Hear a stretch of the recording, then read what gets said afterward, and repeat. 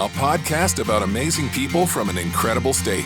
Join Mike Broomhead for Amazing Arizonans, presented by Resolution Copper.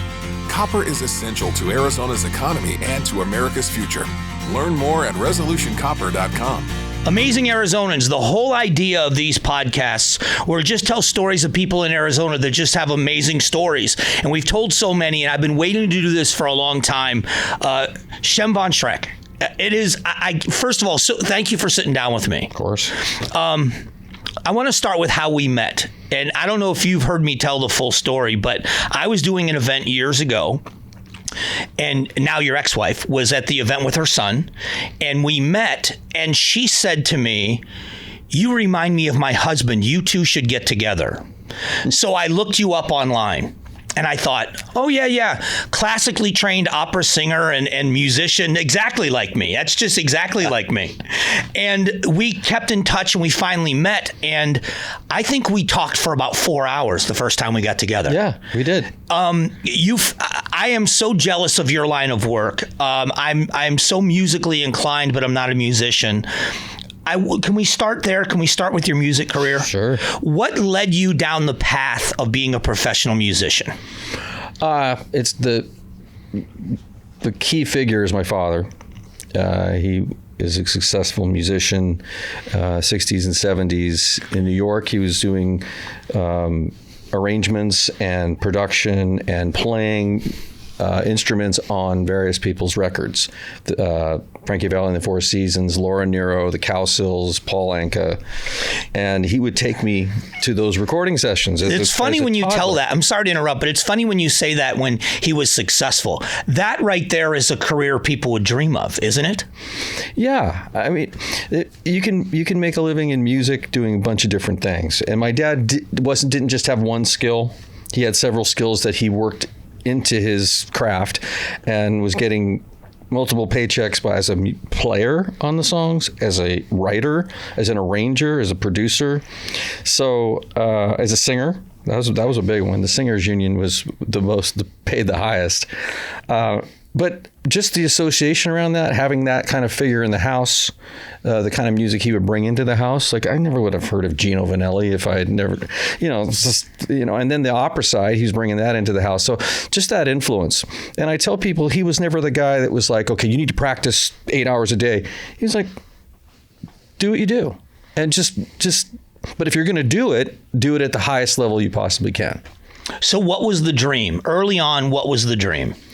Well, my influences and the people that I admired and wanted to be like, I was a big Sting fan of the Police, and I played bass, so I wanted to be out front singing lead vocals in a band or just my solo band, whatever that was. So that became the focus and the goal of what I wanted to do. In the meantime, I was making a living in New York as a composer for TV jingles, radio jingles, that type of thing. I think I have 300 jingles that went on the air in that time that I spent in that. Would we know any of them? You might know, I sang on the Nestle's white chocolate commercial years ago. And Crystal Light was one of my songs that got in there. But the guy that I worked for had the huge McDonald's campaign. And he would do that. My father worked for him as an arranger on a lot of that stuff.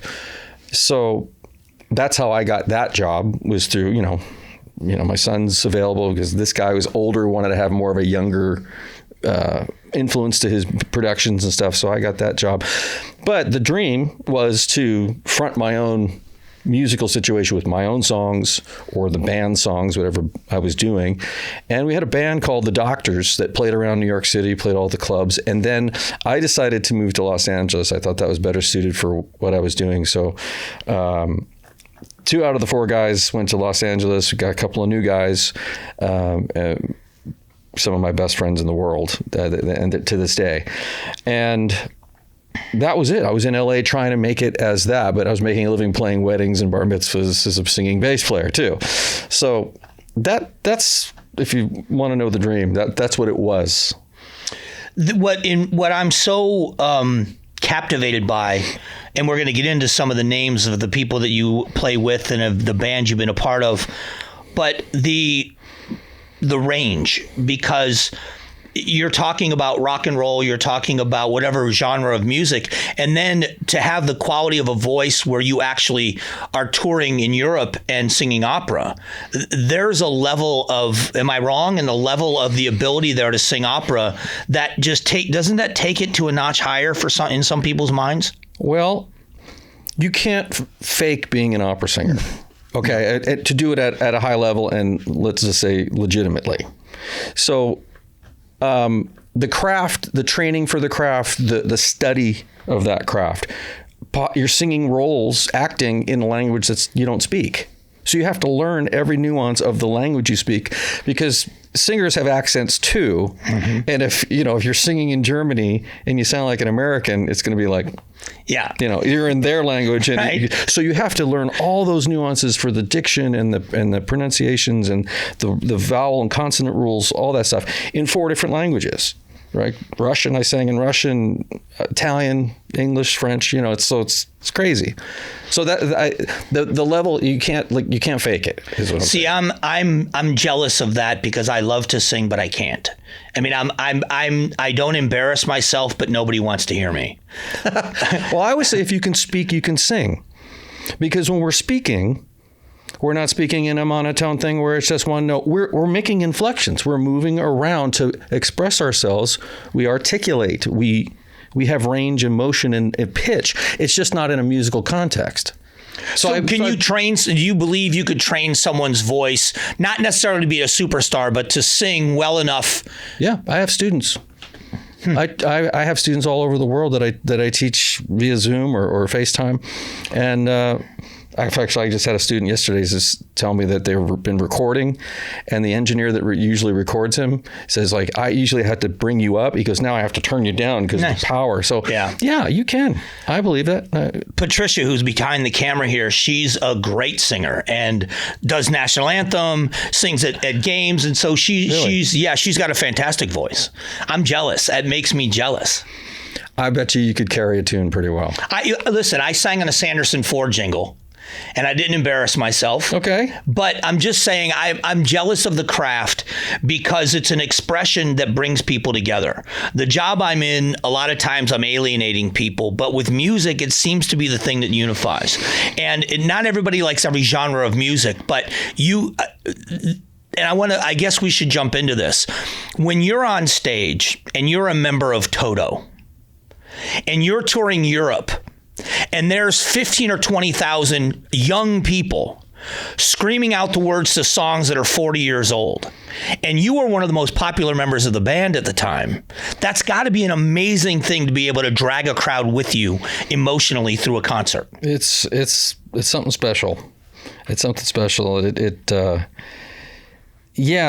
was an amazing tour, the one you're speaking about with Toto.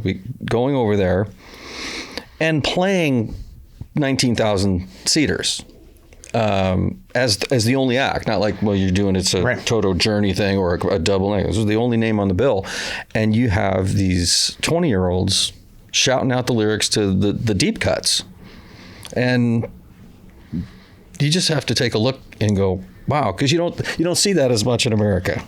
I remember hardly at all. Not to mention the size of the venues. I remember talking to you right before you joined the band. And if I'm wrong about any of this, I'm making a lot of assumptions, but from a fan's point of view, Toto was such a legendary band because of the different things that they did. They weren't pigeonholed into one thing. But in the industry, all of those guys in that band, the original band, were so well respected as session musicians, as musicians and craftsmen in their industry. Was there an element for you of these guys now want me to be a part of that? Was that that's a lot of respect, isn't it? I went through my Toto phase as a kid, as a young man, in my teens and early 20s. So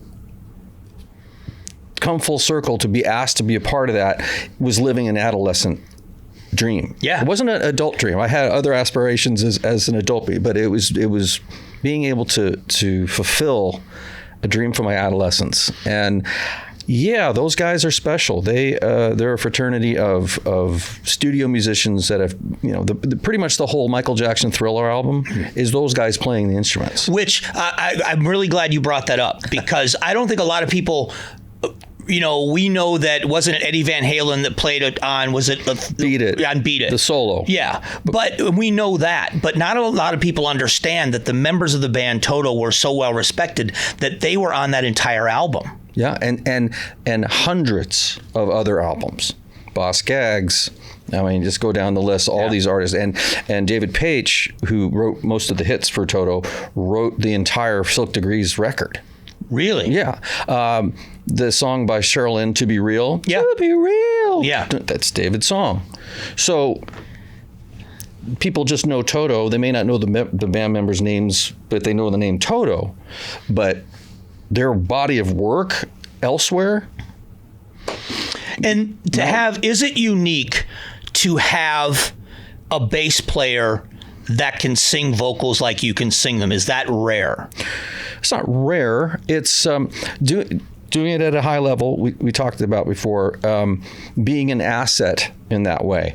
Prior to my being associated with Toto, the bass player chair wasn't necessarily required to sing. Right. The two guys that were in the band when they were doing their studio days weren't singers. So that role, it wasn't necessary. So when they would perform live, oftentimes they would have a female singer singing the high harmony parts to be able to cover that. When they were making changes in the band and they were going to bring in new guys, they said, we want the bass player chair to be not just a bass player, but have that high range that can replace the female singer and sing all those high harmonies that are on the original records. So I was an asset to having that skill, being able to do it at a certain level. That's what glued that together for me, and that opportunity came about, and it's come about in other situations prior and after, with Kenny Loggins associated for on and off for 24 years, playing the same role. Don Felder of the Eagles for 11 years, Christopher Cross for 3 years. It helps when you have that what do they call that? You're two-fisted. Yeah, I think I sent you a text that you are officially the coolest person I've ever met, because I was watching you on stage sing an Eagles song with Felder behind you. Yeah, I think I know the video you're talking about. And I just thought, I don't care what age you are. That is a legendary band with legendary music, and this guy is trusting you with that product. Yeah. That's an amazing... You can tell what a super fan I am for music. It to me is just, that's incredible. Yeah. Do you ever feel that way? Well, I would say during every show. I mean, you're playing these songs over and over, and it gets like, okay, we're doing this again. But there's at least one moment of every show where I went, this is a darn cool job. This is really cool. I got Don Felder over here playing the double neck, white double neck, playing Hotel California, the guy who co-wrote the song. Yeah. The guy who, and it's just like, pinch yourself. Just don't get jaded with this. Appreciate every second of it. And the loyalty of the fans, music makes me emotional, and I didn't realize it. When my first trip to Italy, one of the things we did was we went to a restaurant that also had entertainment between the courses of dinner, and it was opera. And I remember sitting there feeling silly because I was getting emotional. Didn't understand a word they were singing. Listening to Pavarotti sing, listening to it conjures an emotion. So the music that I know, we laugh in the studios because when we play rejoiner music, all of us are singing the songs, and it makes me emotional. Do you see that in the faces of the crowd? Yeah. That's got to be cool. Yeah. It's funny. Everybody... I don't want to single out a country, but I'm going to anyway. Okay, good. Sure, Europe, the Germans love you. The Scandinavians really love you. But the Italians were the most animated of the audiences. They're the ones they're having a party. And I love watching, not that it's so different, but you notice it. Yeah.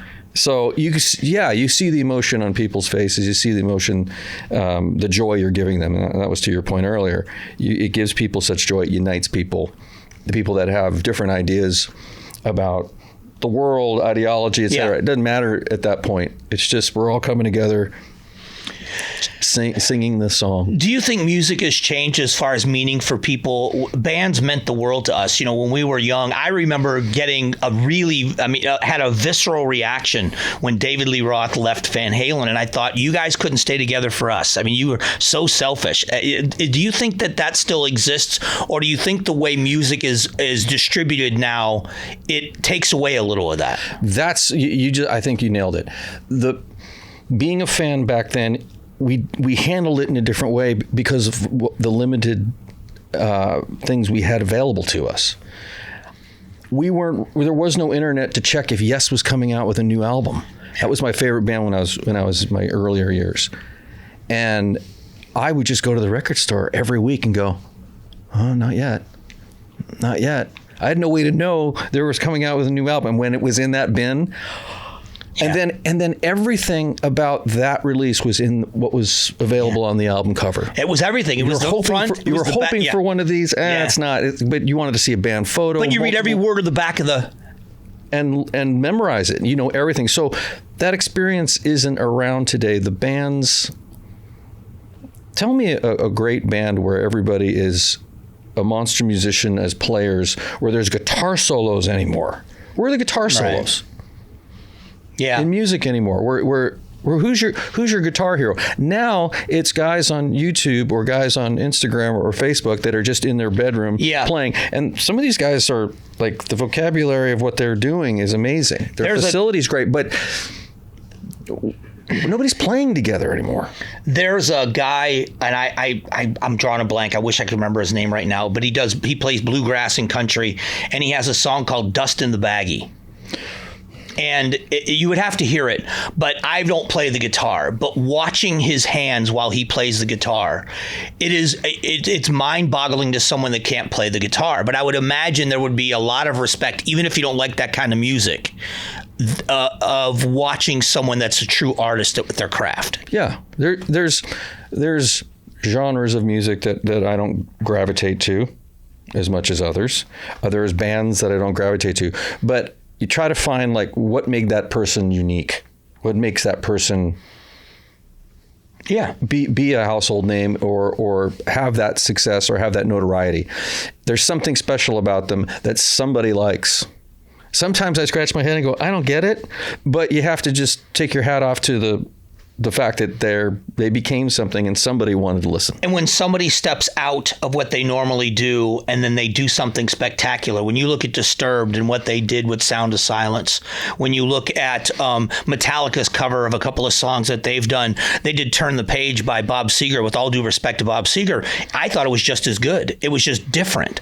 And to hear someone step out, and I would love your opinion on this, with Metallica performing with the symphony in San Francisco, to take a heavy metal band to say, we are going to show you, that's impressive. Yeah. Yes, it is. It's funny you say that, because I'm currently writing 15 orchestral arrangements to take a yacht rock show on the road. Oh my gosh. With some of the original artists or the original artists of these songs that we're going to be doing.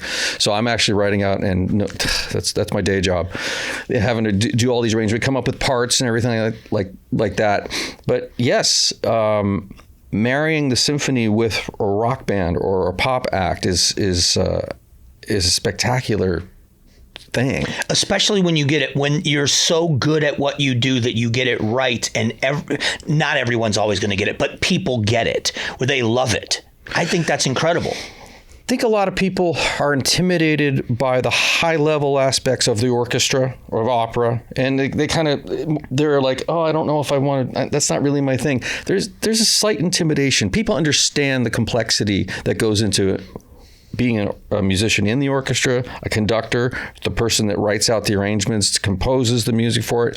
So when they go to the concert hall and they see a band that they know, or they're listening to music that they know this hit, and there's a symphony behind them, that invites them in to take a chance with or lower that intimidation factor, and boy, do they love it.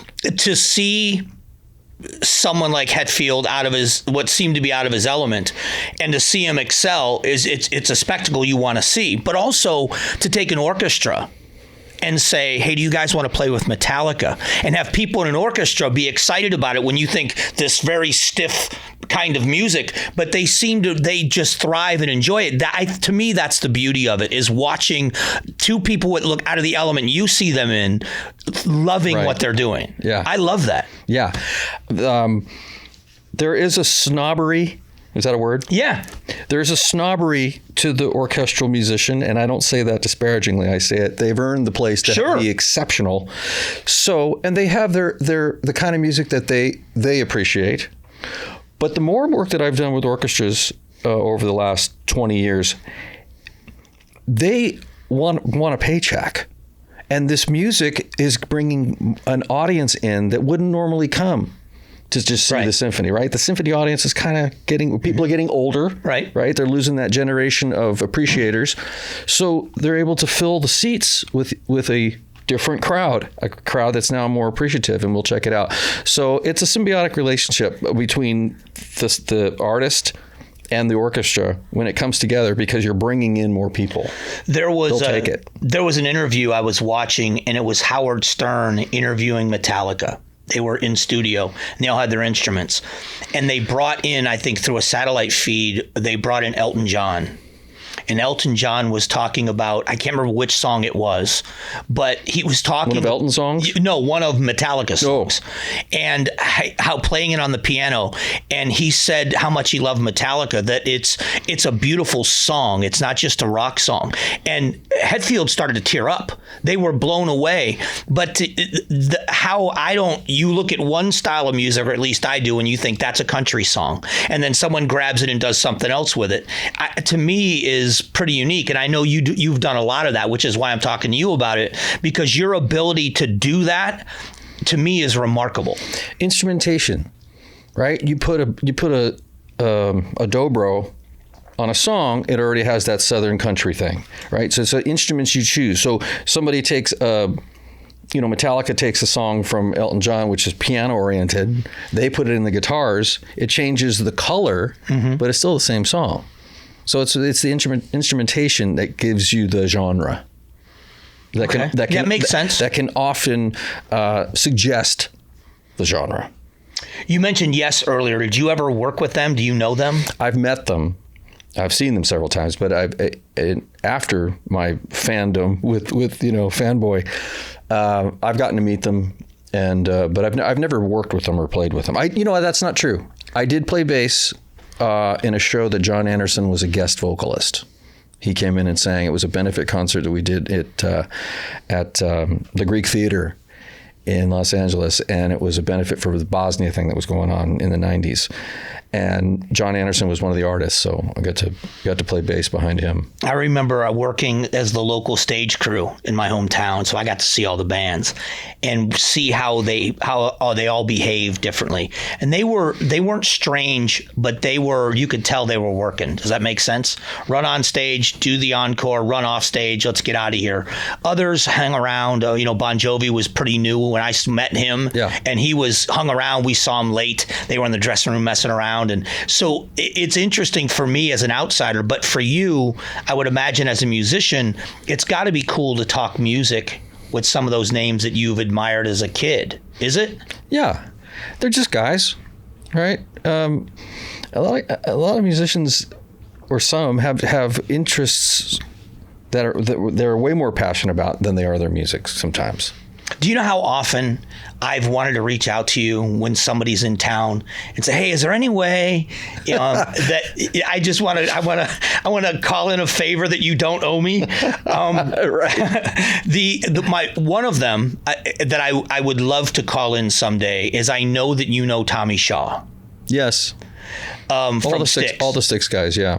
And when I was a kid, when you talked about being a fan of Yes, the very first record I ever bought with my own money was the Pieces of Eight album by Styx. That was my first album. Wow. I loved Tommy Shaw. Is that Renegade is on there? Yeah, Renegade. Yeah. That song Renegade's on there. But I had all their albums. I had Grand Illusion. I had all of them. But that was the first one I ever, and I remember in my little bedroom with a record player, blasting that until my ears hurt.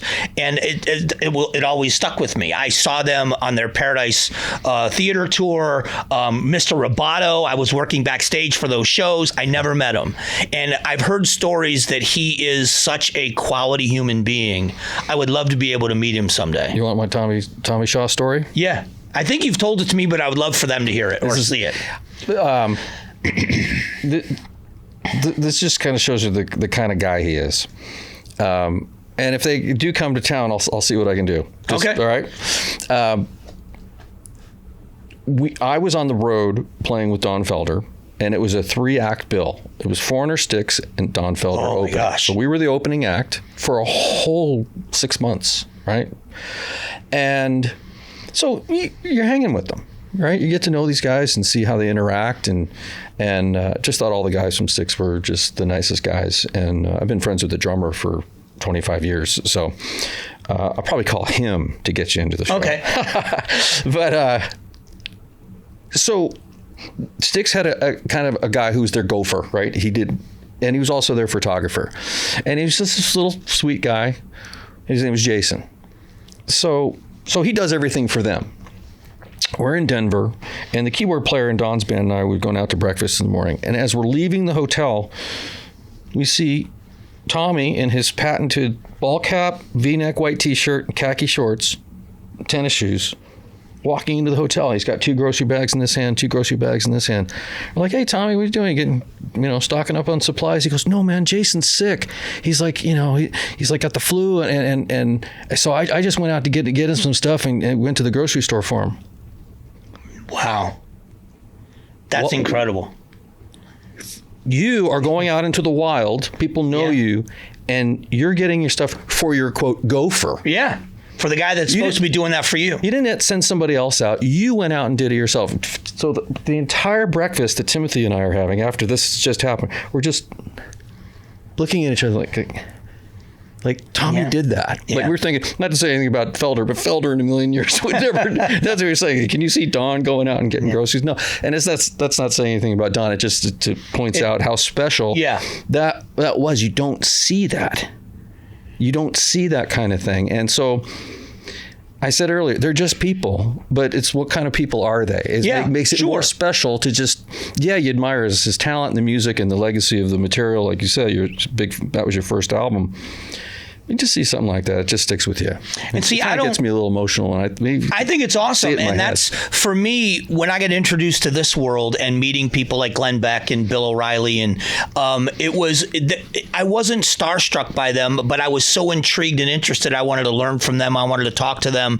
But I found out how quickly they were just regular people, like you're saying. Yeah. But it was strange because when you invited me to watch you when you were with Toto, it was fun that inside baseball for a fan of just watching, not even asking questions, just watching everybody interact, because Pat Benatar was there and the band was there, and to watch everybody kind of how they interact, you feel for a moment like this is kind of cool just to be able to see behind the curtain for a minute. I don't want to invade their space, but it was cool to be behind the curtain for a minute. It was fun. Yeah. I don't sense that there's huge competition between, the bands and stuff. Because like I was talking about that tour in 2014 with Foreigner, Styx, and everybody just got along. Everybody loved everybody. Everybody was courteous to everybody. There are people that you appreciate that are just so courteous on the road because you're in people's personal space because you're forced to be together. So that's a huge part of things gelling. And when you just see good people, you appreciate it. And it's about, for me, as a fan, I can name a bunch of them, but Styx, Foreigner, AC/DC, you get all their records. Van Halen, all their records. But at the same time, Charlie Daniels Band. I'm a huge Hank Williams Jr. fan. I was an old country fan at the time, classic country, the generation before that, Merle Haggard. But then I listened to NWA, and I was listening to, rap music from my generation as well. If you were talented, if you were the best at what you did, we just loved it. And there really was a lot of crossover in what we listened to. And I wasn't the only one like that. Were you like that when you were young? Listening to everything. Yeah, I was, because, as I said earlier, my dad's influence bringing all these different genres into the house. It wasn't just, I'm just into that. I mean, you're going from listening to Wagner, opera, to listening to Joni Mitchell. Yeah. Yeah. Opposite ends of the world. Or it's so... Yeah, a lot of things were coming into the house, and just was available. Then I talked to my peers who didn't have parents who were musicians or didn't have that kind of appreciation, and they love to say you were so lucky that you had that, and they're right. My mom loved music, and I think where I got it from was my mom would clean the house like mothers did on Saturday mornings, and she had a record player, and it would be Gladys Knight and the Pips, Captain and Tennille, Hotel California. These would be the records that would drop one at a time in no specific order, and she would just play the records all day. So it was everything. It was across the spectrum. The soundtrack from the original Star is Born. Right. You know what I mean? So I think maybe that's where I got it. Yeah. Yeah. So I think that's where we got it from. Yeah, absolutely. What you're exposed to has a huge effect on what you take with you throughout life. So yeah, early influence, music, all that stuff. Is it difficult to be asked to do what you've done, especially like for Kenny Loggins, a guy that, has got, it seemed like for a while, everything that guy touched turned to gold. And do you feel a sense of responsibility that you're holding somebody else's baby? Yes. In the idea that when you're doing your job, you're doing it at the highest level, and you treat their music as if it was your own music. Yeah, I always approached it that way. Yeah, you are holding their baby. You are a part of what they're putting out and continue to put out. I gave my heart and soul to especially Toto when I was there. Because like I said, it was such an adolescent dream that I was getting to live every day. Well, wasn't it the 40th anniversary tour? Yes.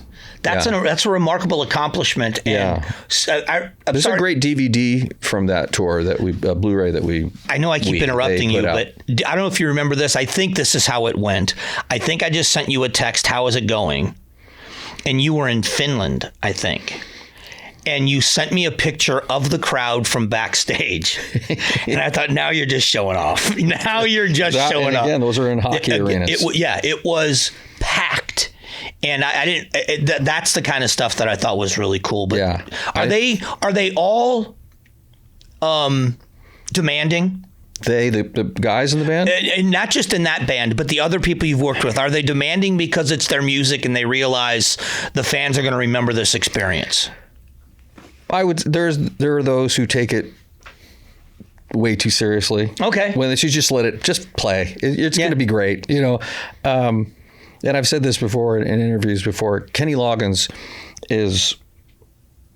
Musicians aren't people; they're playthings for his amusement. Yeah. When he's working with you, we're not human beings; we're just playthings. And he'll just want to experiment because he can. You on the second chorus, you sing the middle part. Like, why? We have these parts assigned, but he wants it done. So you had to do it. That's what he asked for. So it makes you sharp. And I credit Kenny Loggins made me a better sideman because you had to stay on top of it, and he asked you to do things you'd be like, why? But I appreciate that, and I really enjoyed working with him in that way. Demanding, it's how you communicate your requests. Like, I wouldn't say Kenny Loggins is any less or more demanding than Michael McDonald, who is probably the sweetest guy you'll ever meet. Just the nicest guy. That's another one. So, and And I've worked with him, and it's always just been a great experience. He's got a great sense of humor, just mild, but he's just as particular in what he wants. It's just that different people express themselves and ask for things differently. Years ago, the guy that owned all of the Outback Steakhouses here in the Valley was doing a charity event, and they asked me to be the MC. And I said, sure, just because it was a charity event. And then I found out that Michael McDonald was headlining, and it was out at Westworld. I didn't get to meet him, but that again, he's another one. That voice is just one of a kind. Yeah. And it's him immediately. And I'm glad to hear that he's a sweet guy. Love him. When you create, when you're writing, another interview I saw was Billy Joel, and he talked about lyrics getting in the way of the music, that he's a composer, so to speak, and the lyrics a lot of times get in the way. And there are other people that write the lyrics first, and then it's the music. When you're creating, what's the process for you? I've done it many different ways. Sometimes a lyrical idea will come to you, and there's your song title, right? And then you write the music around that. I would say the majority of any songs that I've written is music first. And it's even like, well, what lyrics, what subject matter am I going to put to this music? And then something will come. And then you just use that skill, poetic skills to bring that alive.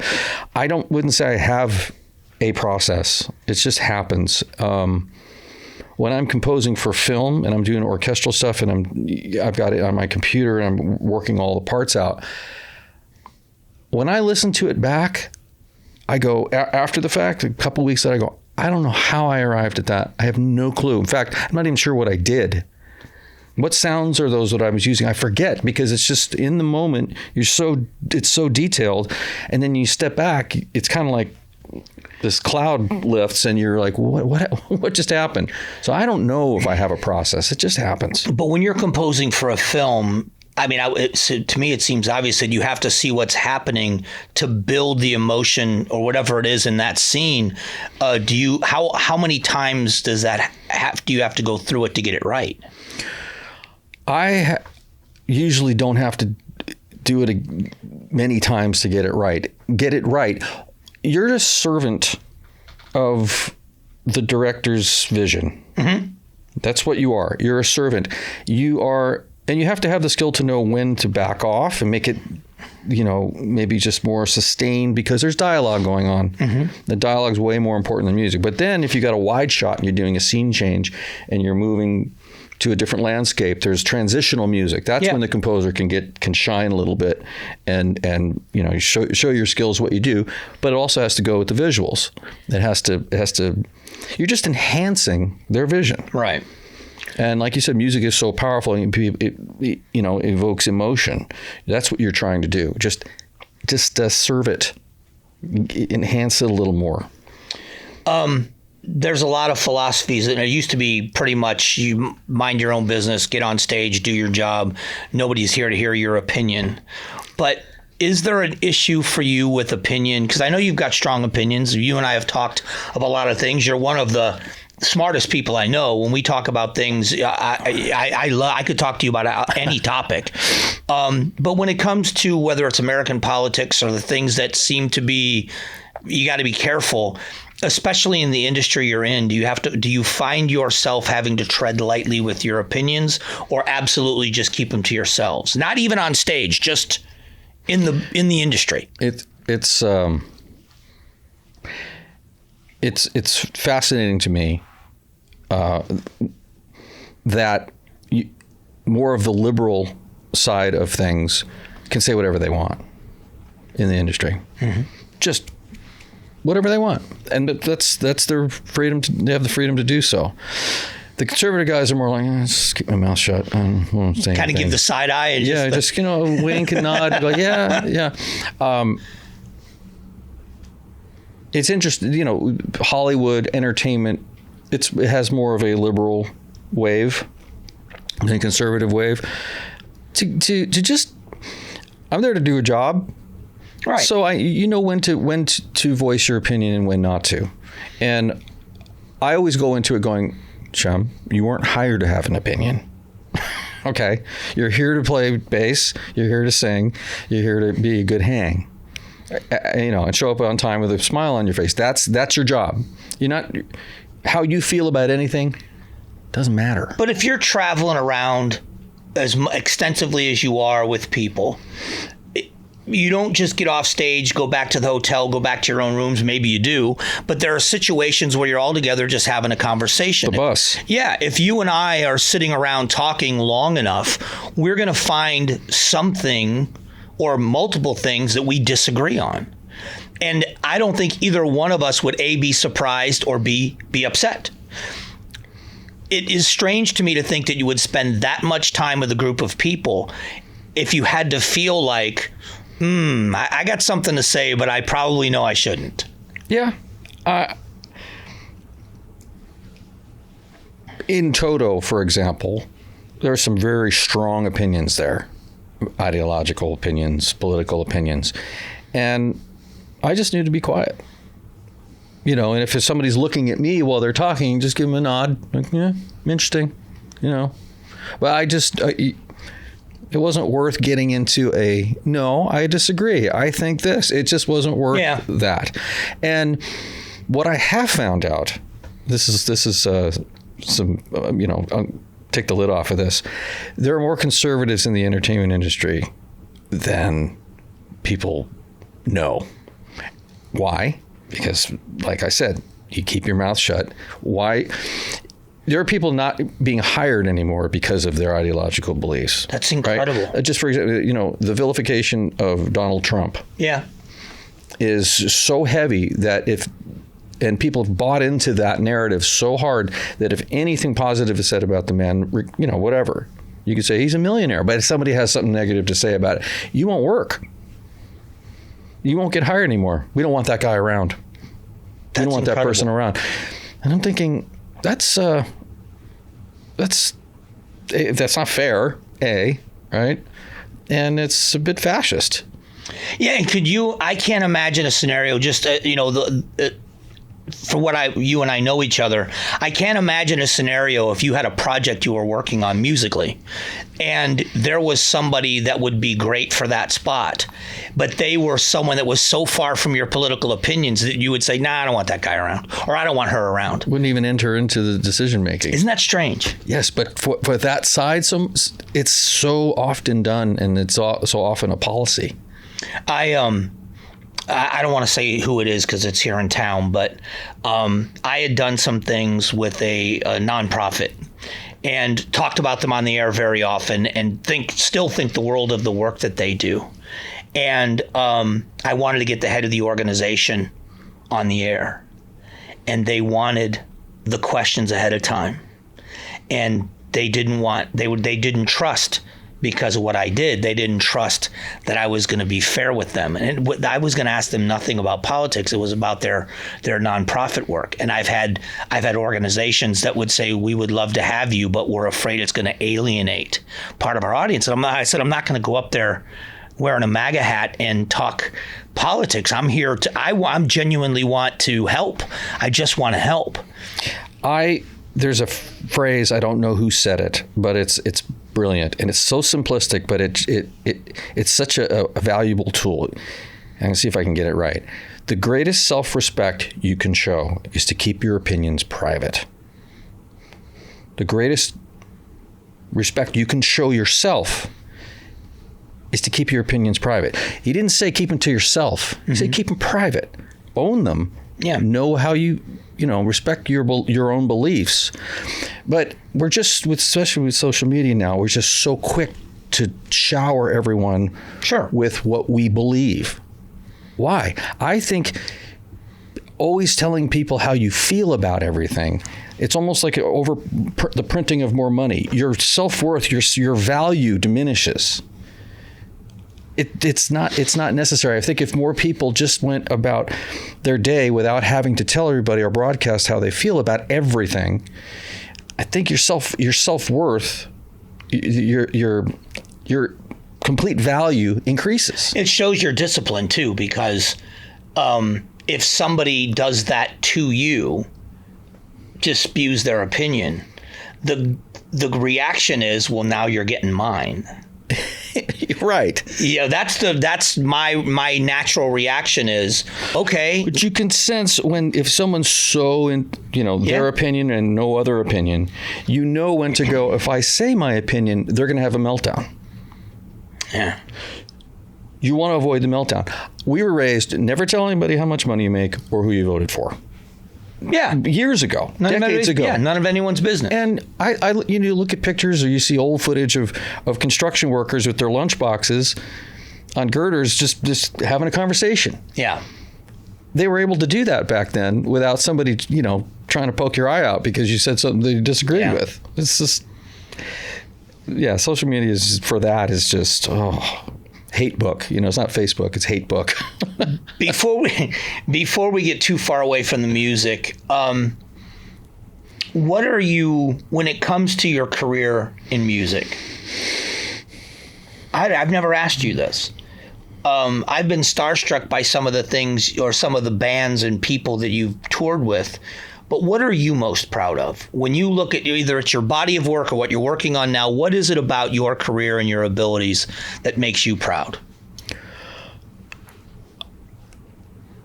For me, it's more about what's going forward. I'm doing things as a composer now that I never thought possible. I'm proud of the work. It's my dad goes, "You've gotten to work with all your heroes, man." He goes, "You know how cool that is? That's really cool." And I'm like, yeah, that's pretty cool. Very proud to have been in Toto. Very proud to have worked for Kenny Loggins for the better part of 24 years. Those are... That's remarkable. Yeah. It's long. That's a long time. Proud of those things because I was into them as a youth. Mm-hmm. Like I said, all of this has been living an adolescent childhood dream, not an adult dream. I'm most proud of exploring new territory, stuff I've never done before. The exploratory aspect of that, hearing it back, looking at the work that I've done and going, man, 10 years ago, I never could ever see me doing it or thought I could pull that off. But the job required me to pull it off, and I did.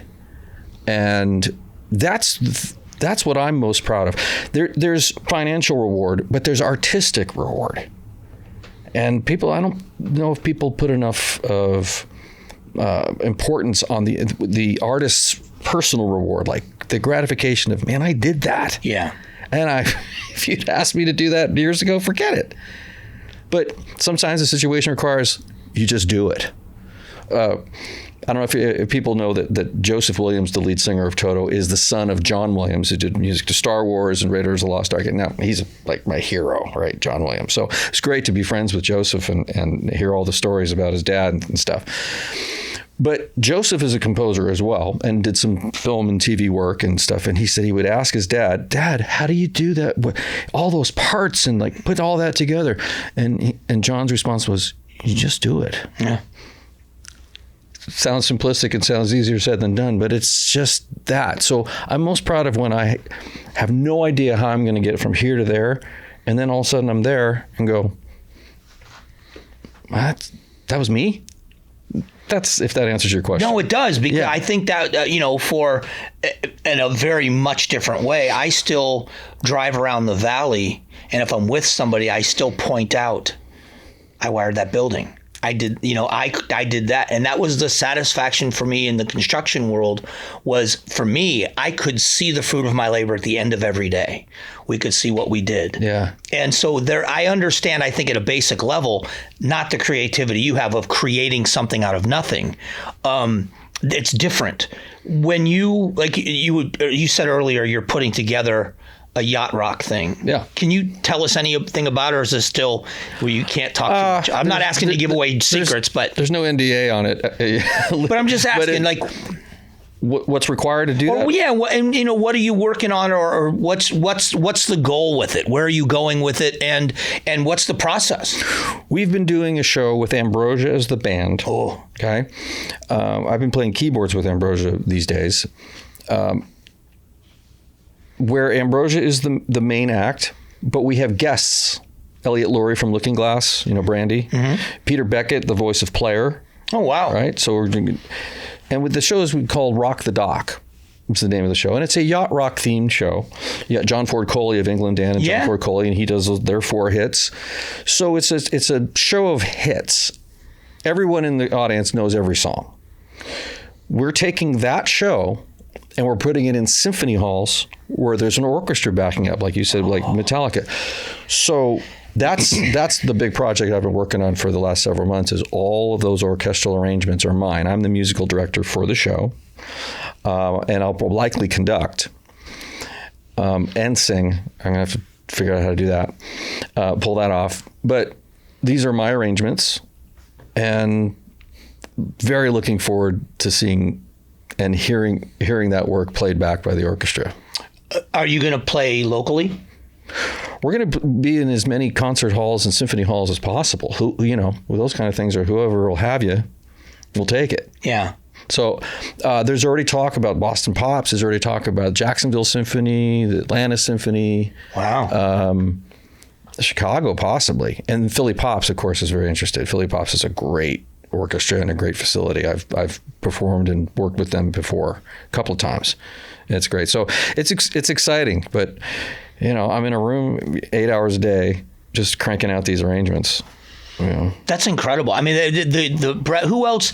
Give me a couple of other, because you and I have talked about so many of them, and I know I'm going to miss a couple. Other people that you have played with that again, I'm an '80s kid. I'm older than you, I think. I'm sure I'm old. I'll be 60 in March. Oh, really? So yeah. I'm a little younger than you. Yeah, I always thought you were a couple years younger. So we're in the same age range. I'll be 60 in March. What the heck? Yeah, I'll be 58 in June. All right. So, yeah. But some of the other people that you've played with that were, when you were growing up, were superstars. Well, Christopher Cross. Yeah. Oh, right? he's right. I was in his band for 3 years. We went all over. What's the place. he like? Christopher's a mellow guy. He's a mellow guy. The voice that comes out of him is like, yeah. It's just what an amazing first album.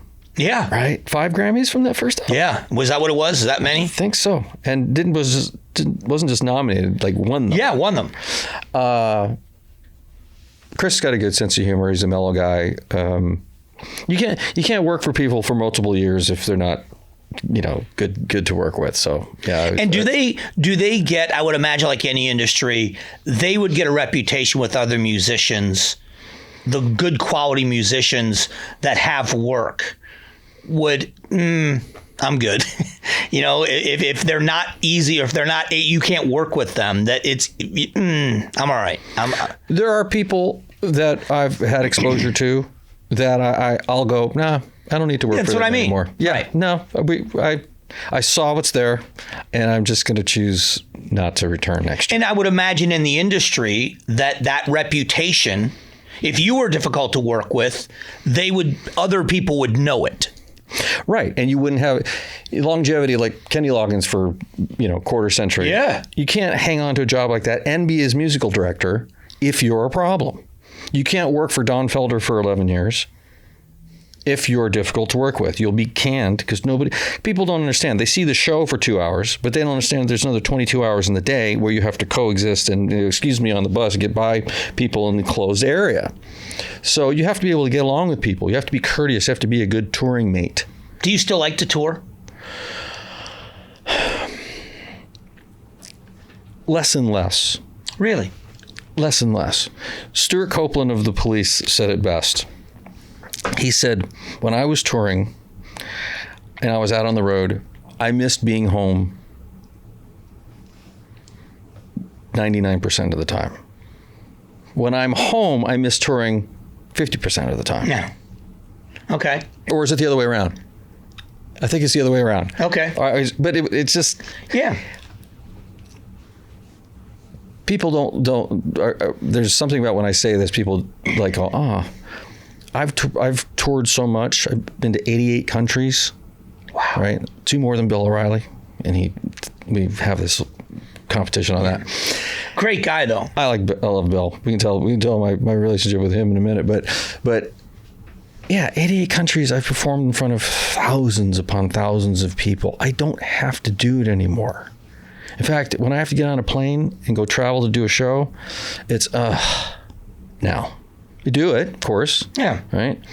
But I love being home, creating, composing for film, doing that. That's. If you'd asked me 20 years ago, would you rather be in a cubicle working in your studio doing music, or would you rather be out there on the road? I'd be like, out on the road performing for people. Yeah. That's completely flipped. Huh. You know, I've done it enough. I don't need, for my own artistic reward we talked about, I don't need to do it anymore. I do, and I will if the situation's right. But it's not like, oh man, got to get on stage tonight. Can't wait to get out there. It's not a losing of the passion for it, because once you're out there, game on. Sure. Right? But the need for it. It's like an NFL player that loves Sundays and loves being on the field and playing the game. It's, practice, it's travel, it's all the other stuff that once you walk out of the locker room, this is awesome. But it's everything that leads up to getting out on that field. Yeah, I get asked, what's the most surprising thing you've when you first started touring? I said the surprising thing was just how unglamorous it is. Yeah. We grew up in the MTV generation where you're seeing Bon Jovi on the private jet. They get to the hotel and they have to go through this sea of screaming girls so you get into the hotel. And I remember when I did my first tour, I'm like, Motel 6. Yeah. What's this van for? Is this taking us 15 passenger van? What's the van for? Is this taking us to the private airstrip to get on the plane? Because no, you're touring in this for the next 6 weeks. What? Yeah, I have a friend who was a very, very successful Christian artist. And he still tours. The band is broken up, and they're still friends. But it's funny to think, in my mind, it was. I'm just sure. I don't know how familiar you are with a lot of Christian music, but the band is Third Day, and Mac Powell is the lead singer. I don't and he does know the country material. stuff, but he's a terrific singer. It sounds a lot like Travis Tritt. They have a similar sound, but he's an incredible artist, and he's so well received everywhere he goes. But he's also got a family. And when you sit down, and I have the opportunity to talk with him like you and I get to talk every once in a while, it's interesting that you're right. You're just regular people. And if I had to be on the road all those days, I think it's like even now when I get to get on a plane to go CNN or somewhere else, I'm not as excited about it as I once was.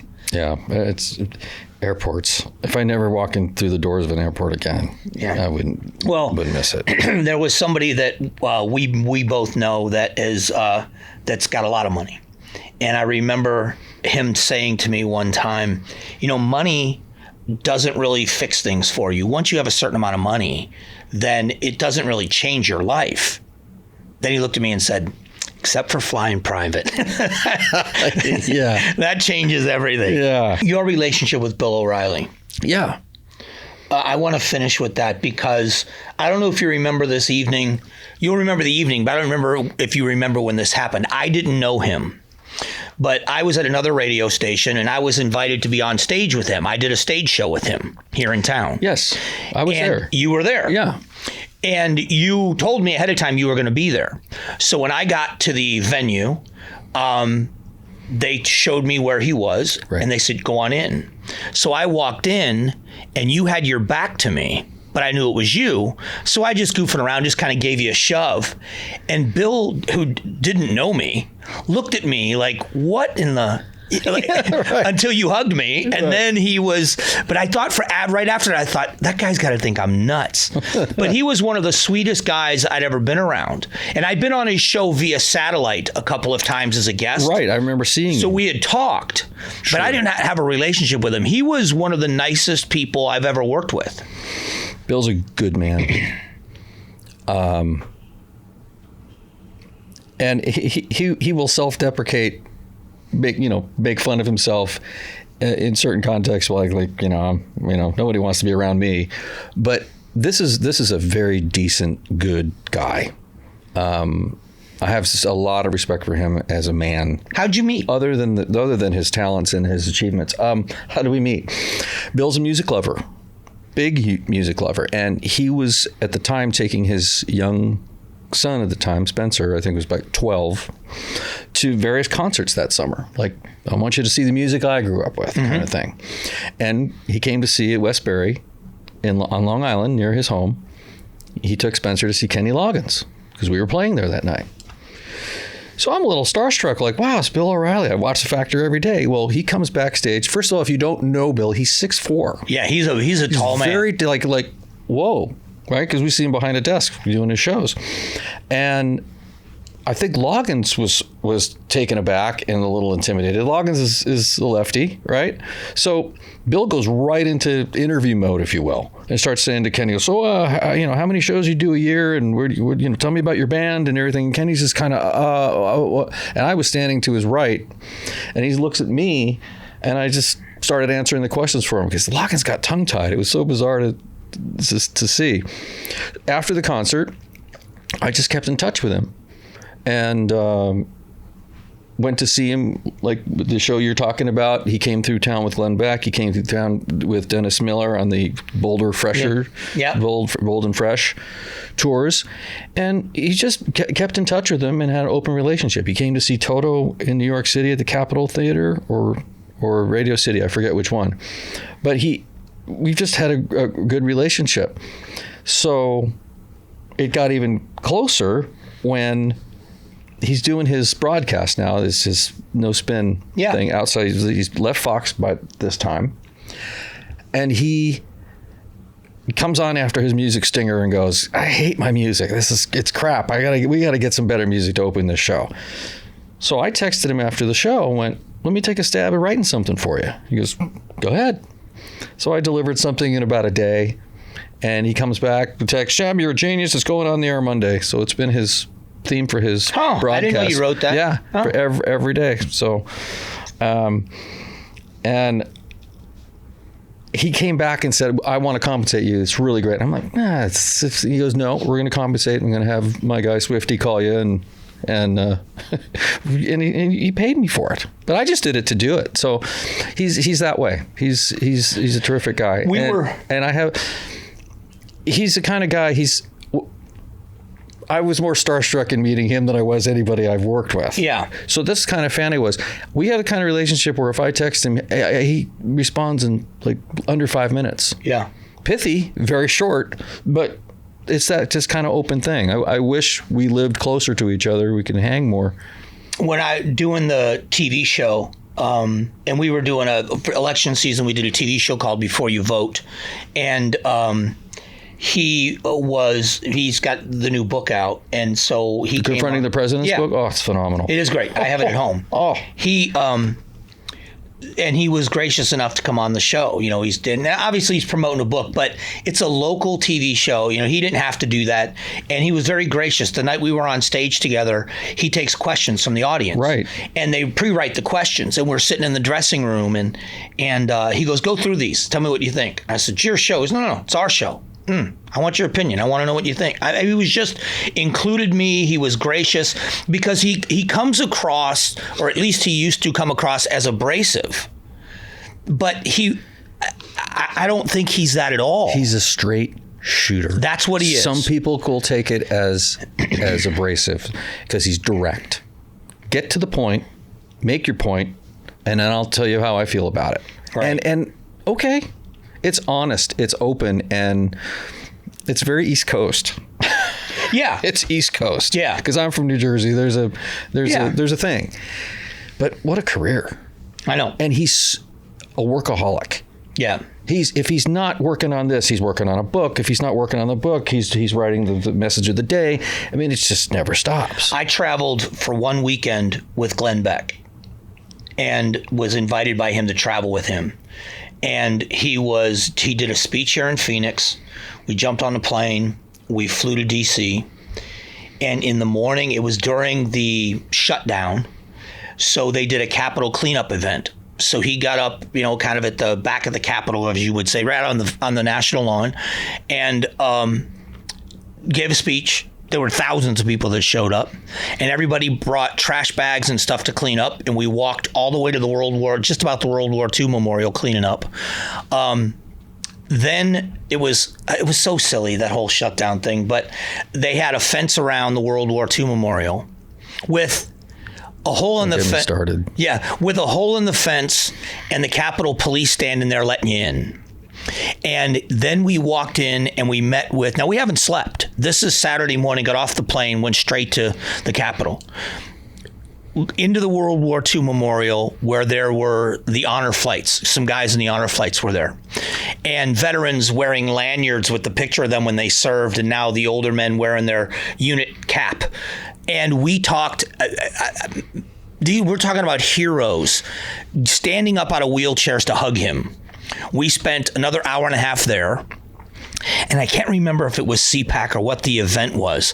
Then we got in cars and he had to give a speech. And I was in the audience with Pat, from his show. Pat Gray. With Pat Gray. So Pat and I were in the audience falling asleep on each other's shoulders. And Glenn is leading a tent revival from the stage. I mean, just signed close to 100 books backstage. Then we got back to the hotel, and I was leaving on Sunday and flying back to Phoenix. So this was Saturday evening. We hadn't slept. And I said, man, thank you for everything. And he goes, where are you going? I said, well, we all got to get, he goes, we've got dinner. And he had a senator. I don't know if I want to say the senator. We had Senator, it was Mike Lee. We had Senator Mike Lee.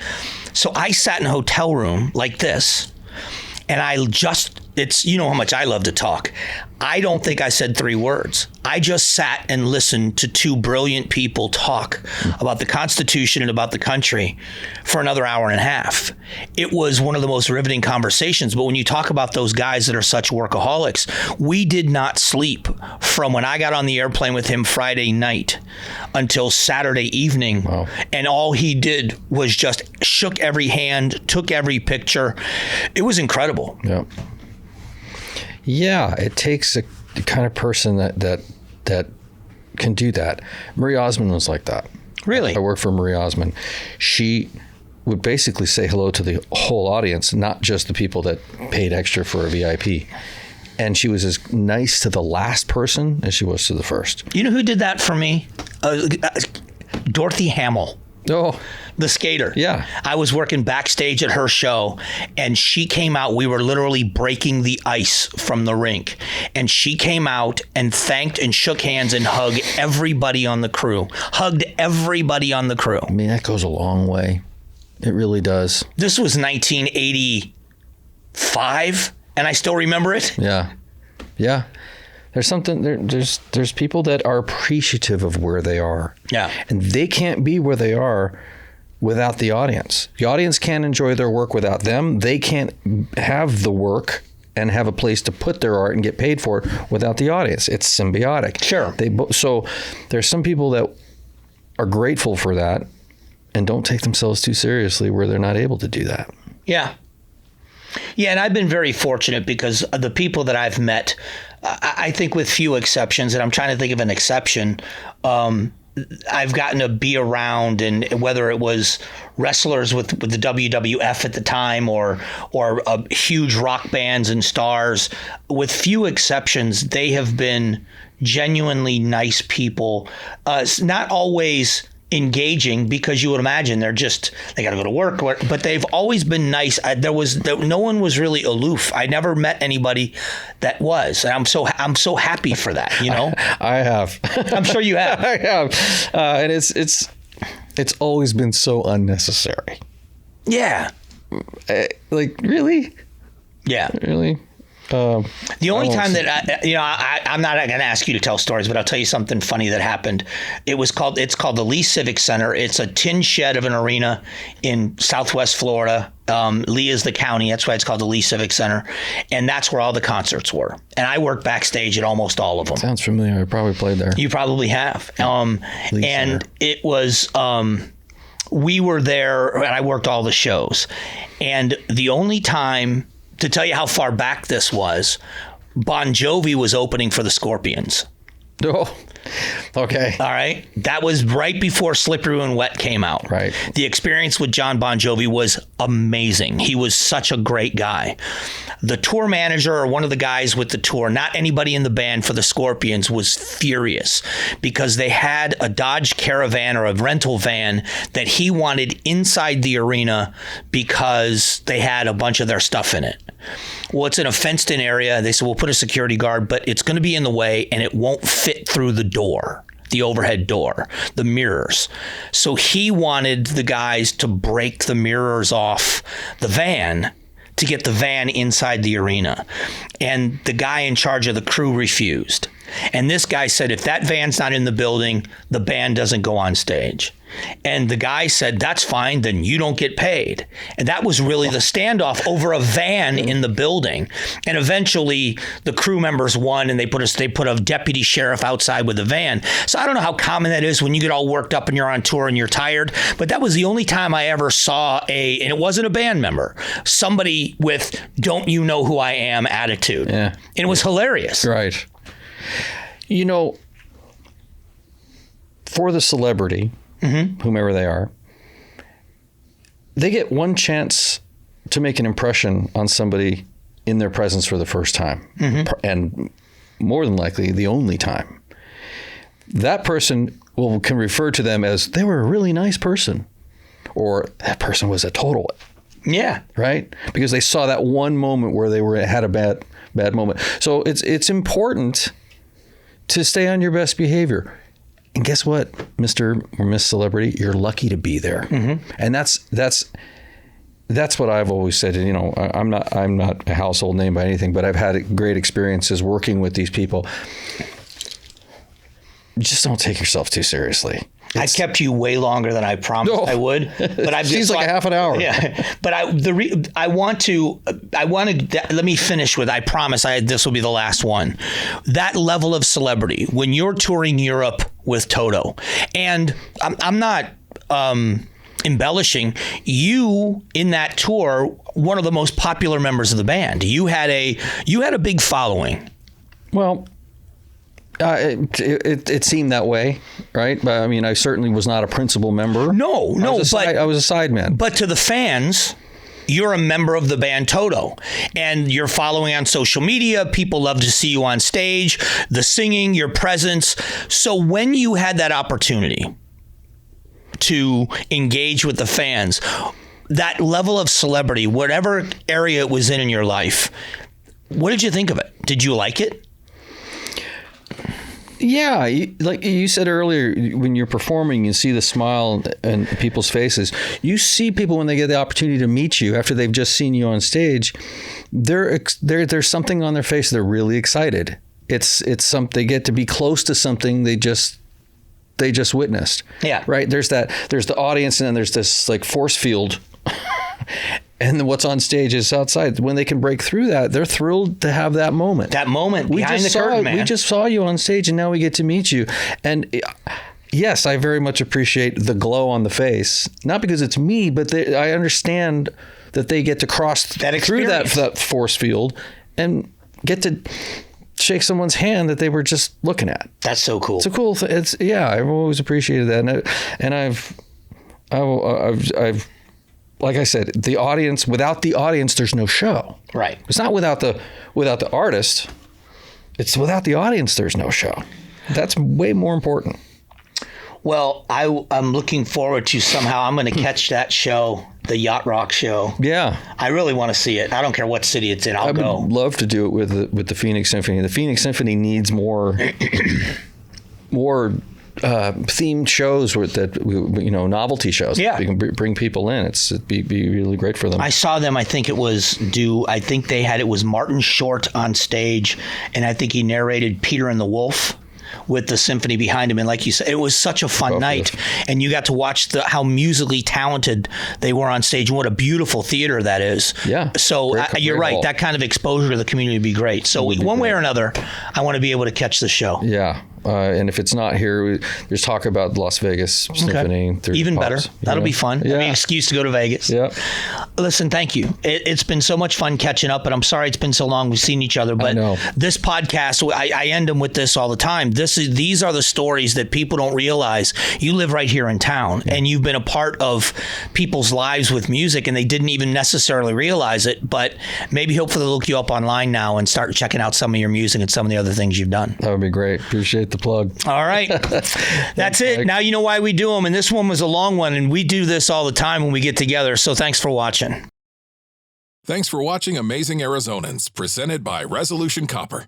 Tap the button in the middle to subscribe to KTAR News.